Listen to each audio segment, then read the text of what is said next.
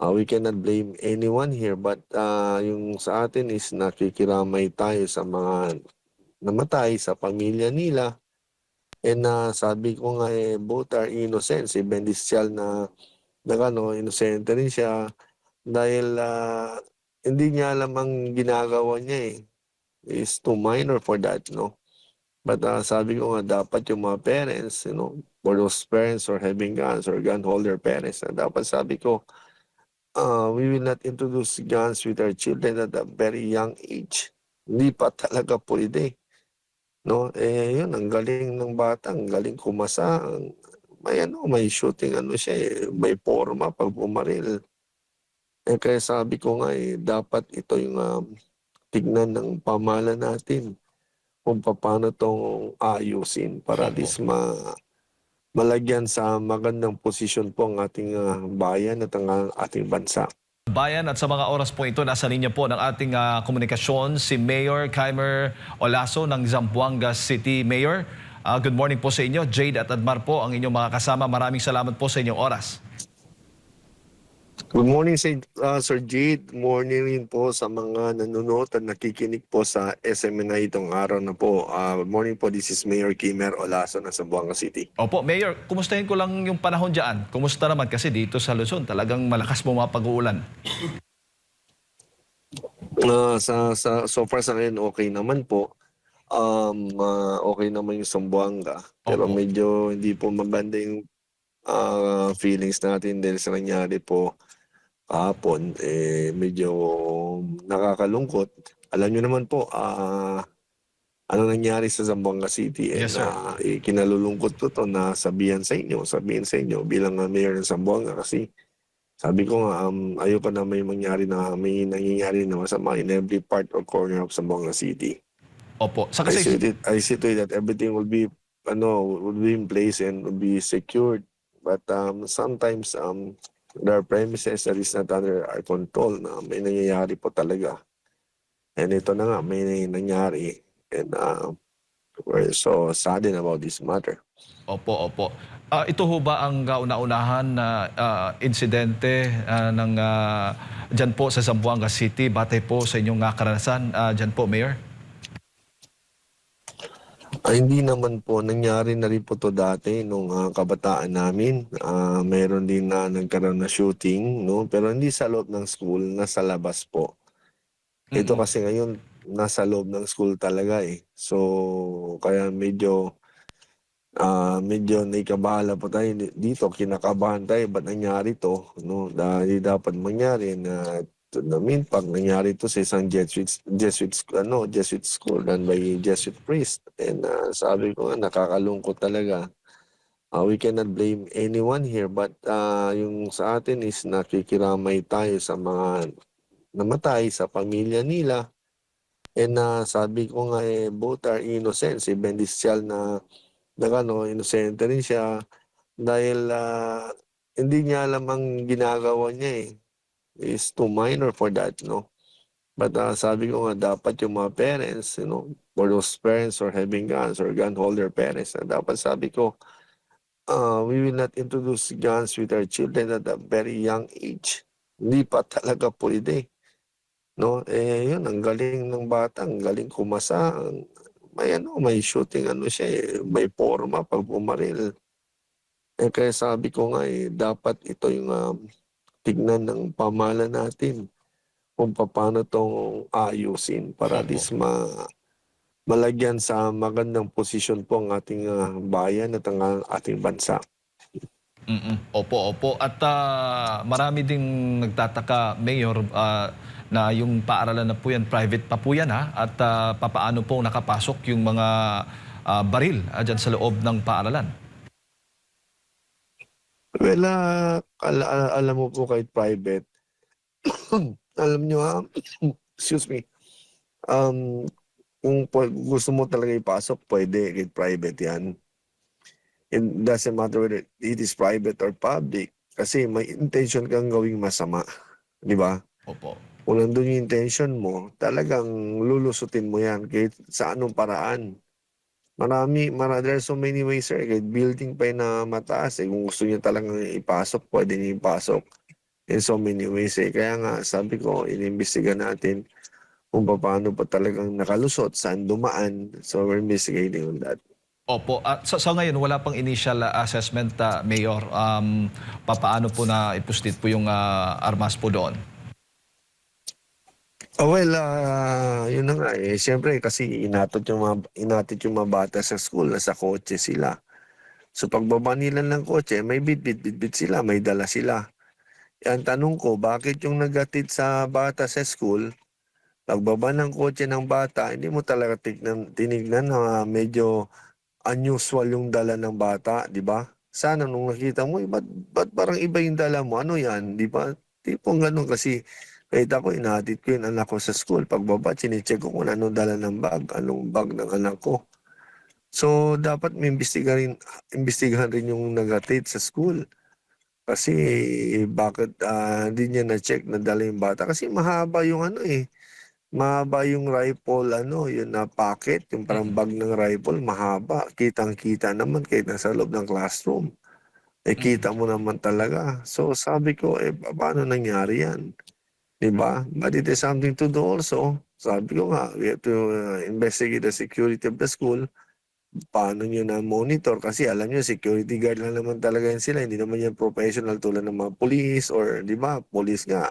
Or even our armed forces, meron nagkakamali rin, di ba? Nobody's perfect, you know. We cannot judge anyone's, ano, sa mga ano na yan. Kaya sabi ko, sir, let us wait and finish the investigation. Then we will know what had happened. Opo, pero initially din, saan kaya galing yung armas? Sa ama ba? O ano bang initial na...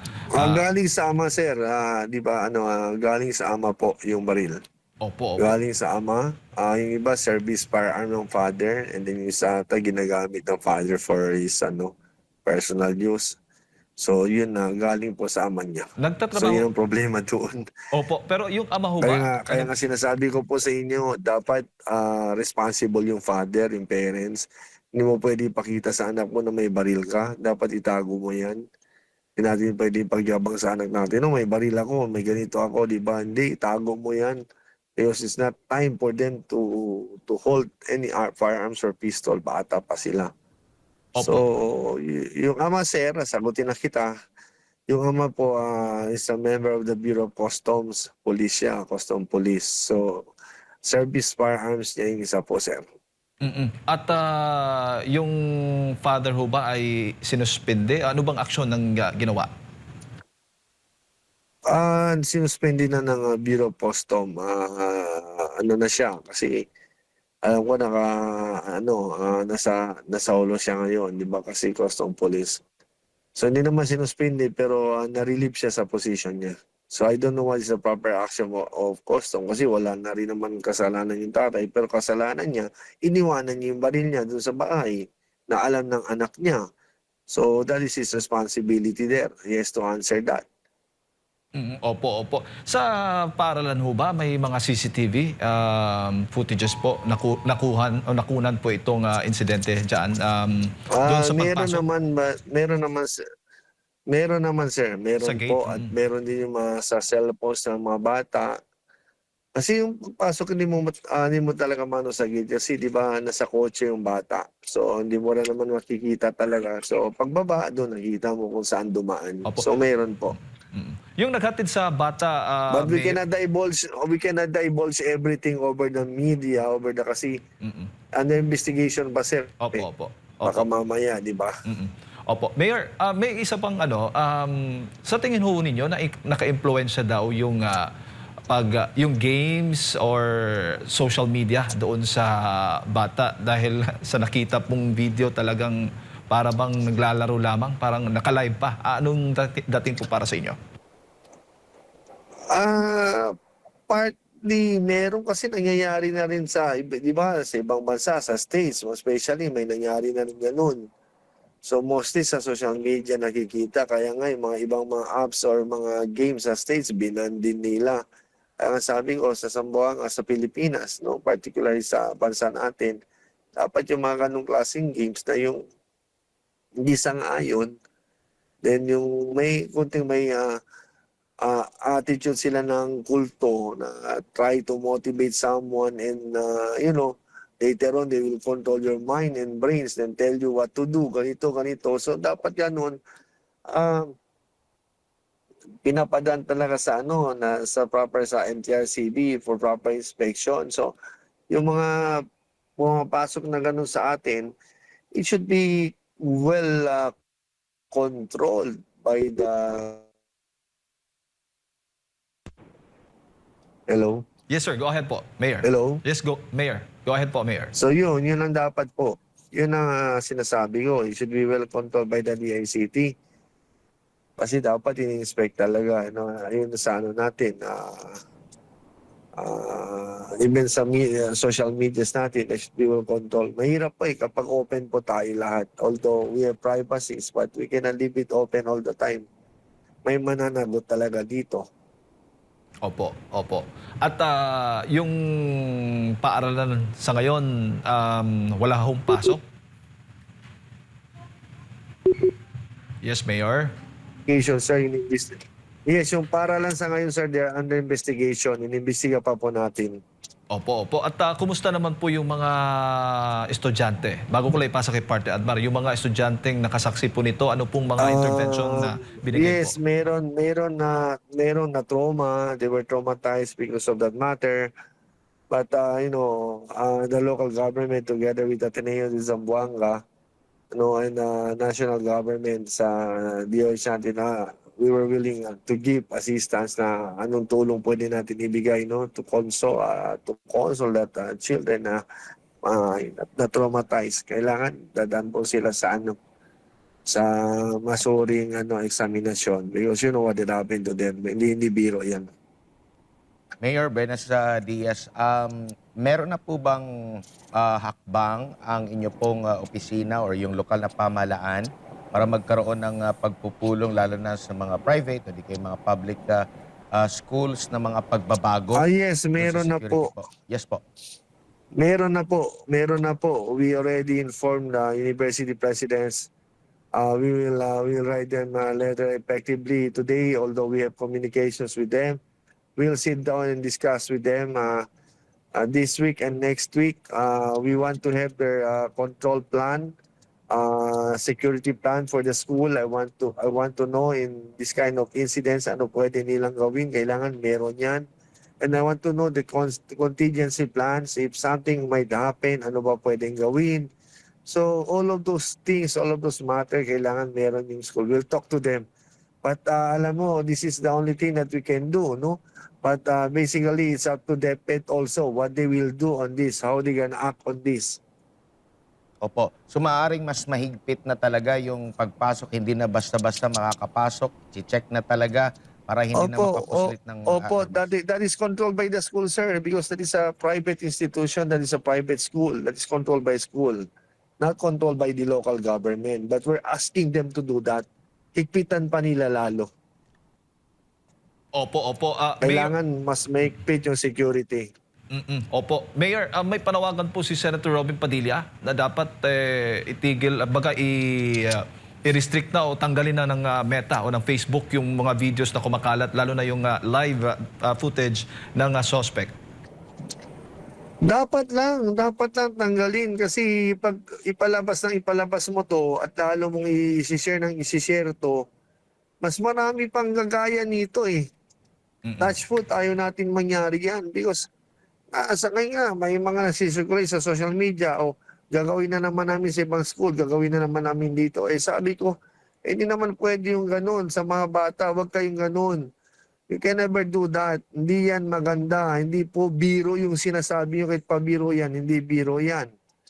So, I want them to wake up. Hindi dapat po ganun, sir. Tama yung sinabi ni Senator Robin Padilla. Opo. At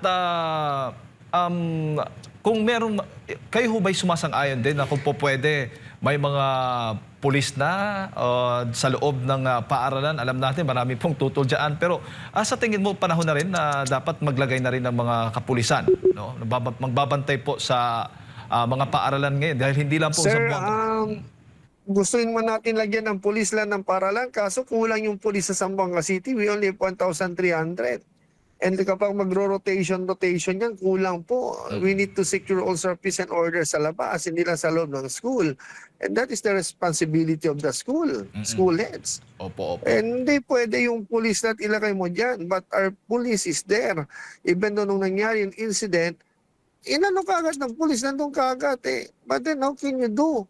Hindi naman mga police natin na superheroes na pwede mo kayang tulad kay Spider-Man or pwede mo kagad agapin. Yung baril kaya yun, bahala kaya yung, di ba, tatagusin sa katawan mo. So sabi ko, it's impossible kahit may police sa loob. But what we need to do is to improve the security system in the school. Maglagay sila ng X-ray machine, additional X-ray machine, Opo. to inspect all those things, most especially cars that is coming in. Hindi mo naman ma-inspect lahat ng kotse. But sabi ko nga, pag may X-ray machine tayo para sa vehicle, mas mabilis yung inspection. So, most likely, like Ateneo, will do an ordinance for that na magkaroon ng X-ray machine, sir. Opo, opo. Siguro, Mayor, huli na lang. Alam natin, hindi lamang po Zamboanga City ang nakaranas po ng ganitong insidente. Marami pang mga lugar, mas may mga nauna na pong mga lugar Opo. kaugnay sa mga shooting incidents sa mga paaralan. Ito'y para sa atin nakakaalarma. Ano ho bang panawagan ninyo sa pamahalaan natin, sa ating mga kababayan, lalo na sa mga magulang? Well, it's about high time now for the Congress and the Senate to know and discuss about this matter in Congress in bicameral. No, dapat pag-usapan to, gawa ng batas for the security system in the school. Dapat every four corners of the school nandyan yung CCTVs.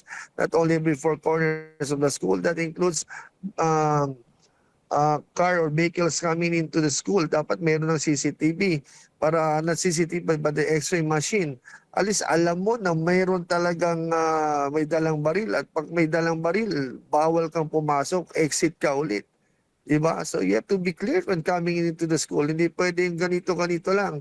So I think the country itself must adjust. Dapat tawagan to ng ating mahal na Pangulo, yung sa Department of Education, na dapat paghimayan at pag-usapan to. This is a very serious matter. This is a breach of security in all schools.